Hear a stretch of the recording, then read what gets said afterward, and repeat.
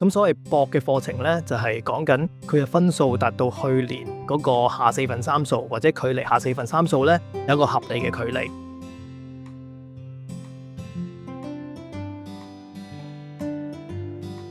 大家好，我係學友社學生輔導顧問吳寶成副校長。我諗放榜之後呢，同學個選擇呢就要好實際嘅。咁首先要留意翻一啲改選嘅安排啦。同學只能夠呢喺20個選擇裏面呢，有5個課程嘅不同，並且位置可以任調嘅。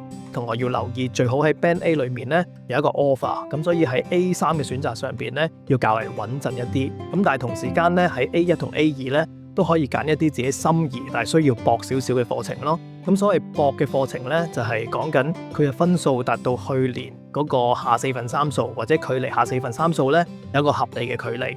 咁另外所謂穩陣嘅課程呢，就係個同學嘅分數達到嗰個課程去年嘅中位數，並且係多大約5至10%。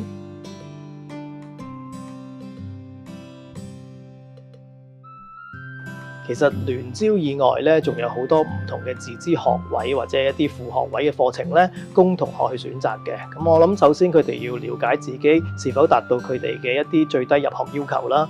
例如入一啲學士學位咧，同學係需要中文、英文攞到3或以上嘅成績，再加埋數學攞2，以及係公民及社會發展科達標。咁副學位嘅最低要求咧就係5個2包中英文或以上嘅成績啦。咁呢個係第一。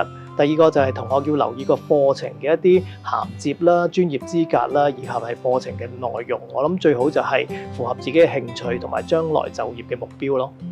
各位同學嚟緊放榜嘅時候呢，希望大家可以攞到心儀嘅成績，並且揾到自己將來嘅升學方向。